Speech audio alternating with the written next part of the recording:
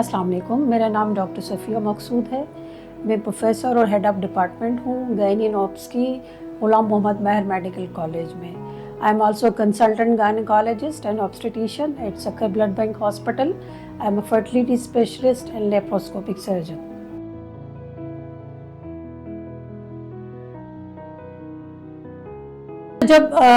जब हम बात करते हैं कि प्रॉपर डोजेज एंटीमाइक्रोबायल की क्यों ज़रूरी है, बहुत ज़रूरी है सबसे, क्योंकि जब भी दी जाती है, जब डोजेज हमारा प्रॉपर नहीं होगा, टाइमिंग हमारी सही नहीं होगी, अकॉर्डिंग टू डिजीज़ स्टेटस नहीं होगा, तो उससे क्या होगा, बजाय फ़ायदे के नुकसान होगा। जैसे डोजेज बच्चों में अलग है, बड़ों में अलग है, बूढ़ों में अलग है।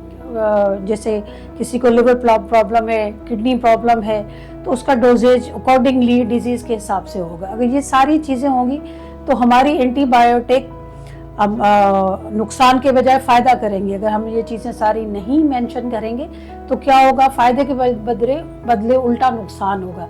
तो प्रॉपर एंटीबायोटिक, उसकी डोजेज, उसकी टाइमिंग, उसकी duration is very important for prevention of the antimicrobial resistance.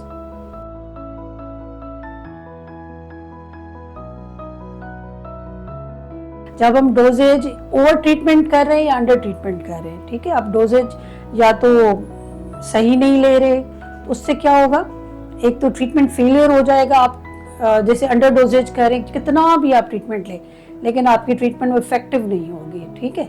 जैसे मैंने बात की अकॉर्डिंग टू बॉडी वेट और एज के हिसाब से, तो आपकी ट्रीटमेंट फेलियर चली जाएगी, भले आप उसको कितनी लंबा भी ले लें, अगर आपका डोजेज ठीक नहीं है। दूसरा, अगर आप और डोजेज करें तो उससे क्या होगा, आपकी जो नॉर्मल जो बॉडी फ्लोरा है, जो बैक्टीरिया हैं, जो वायरसेस, जो भी हमारे जो जिसे सेहतमंद कहते हैं, वो भी ख़राब हो जाएंगे, तबाह हो जाएंगे। उल्टा वो हमारे जिस्म के मुदाफ़ती निज़ाम के ख़िलाफ़ काम करेंगे, ठीक है।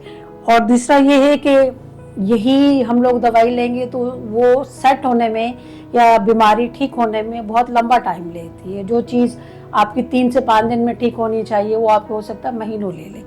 और दूसरा ये है कि वही आपका जो डोजेज है, आपका रेजिस्टेंस डेवलप करेगा। वही एंटीबायोटिक जो आपकी बीमारी में फ़ायदा दे, उल्टा आपको रेजिस्टेंस डेवलप करेगी और आपको फ़ायदा भी नहीं देगी।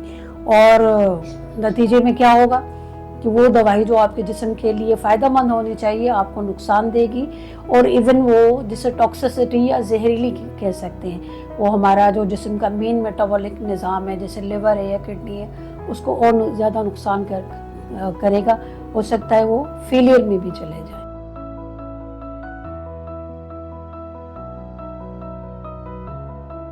एंटीमाइक्रोबायल रेजिस्टेंस की जब बात करते हैं तो एक्चुअली ये जो एंटीमाइक्रोबायल या जो दवाइयाँ होती हैं, जब वो क़ुव्वत मुदाफ़त अगेंस्ट पैदा करती है ना, तभी जाके वो असर नहीं दिखाती। उनकी बहुत सारी वजूहत हैं, क्योंकि वो क़ुव्वत मुदाफ़त वो ख़ुद से पैदा कर लेती हैं, तो वो जो दवाइयाँ इंसान के अंदर जाती हैं तो फिर असर नहीं दिखाती। अब उसके बहुत सारे रीज़न्स हैं, जैसे उनकी साख्त में तब्दीली आ जाती है, ठीक है, एंटीबायोटिक जिसको जेनेटिक म्यूटेशन कहते हैं। अब वो क्यों आती है, उसमें एंजाइम ट्रांसफ़र चेंज हो जाता है और एंजाइमेटिक डिग्रेडेशन हो जाती है, इफ्लक्स पंप हो जाते हैं डेवलप, या वो एक बायोफिल्म प्रोड्यूस कर लेते हैं, जिसकी वजह से वो दवाई अपना असर नहीं दिखा सकती।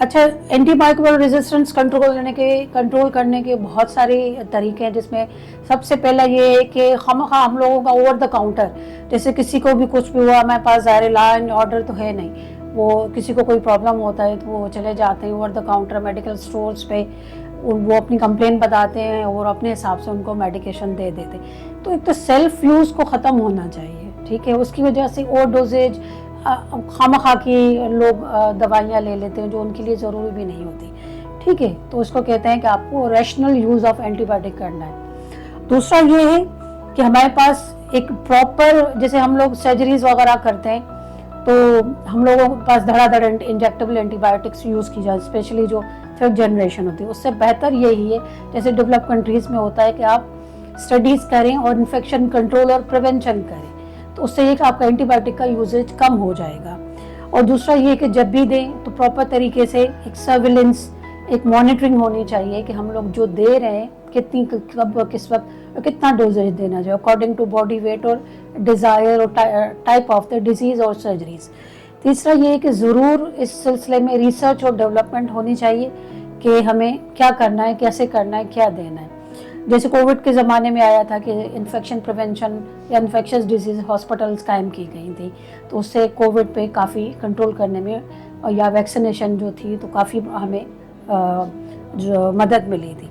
सबसे इम्पॉर्टेंट ये है कि हमारे पास जो आम आवाम में पब्लिक अवेयरनेस और उनकी एजुकेशन ज़रूर होनी चाहिए कि एंटीबायोटिक का यूज़ करना है या नहीं है, और करना भी है तो कब करना है, और किसी मुस्तनद डॉक्टर की प्रिस्क्रिप्शन ज़रूर होनी चाहिए। और ये जो हर वक्त हर कोई लेता रहता है, इससे हम बचा जाए।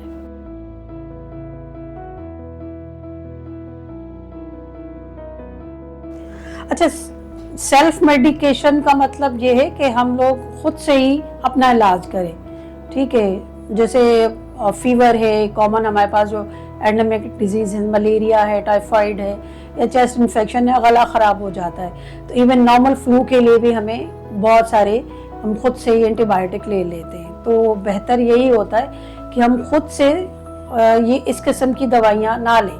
वो सेल्फ मेडिकेशन से क्या होगा कि एक तो हमें अपने डायग्नोसिस का नहीं पता कि वाकई हमें क्या मसला है, हम क्यों ले रहे हैं, और दूसरा ये कि हो सकता है हम गलत दवाई ले लें, गलत डोज ले लें, इस वजह से बजाय नुकसान के और फ़ायदे के और ज़्यादा नुकसान का अंदेशा हो सकता है। तो बेहतर यही है कि खुद से जो सवाई पेन किलर हो गई या पैनाडोल या बुखार की जो दवाई है, तो ज़्यादा एडवांस एंटीबायोटिक्स ना ली जाए तो बेहतर है, उससे बजाय फ़ायदे के नुकसान ही हो।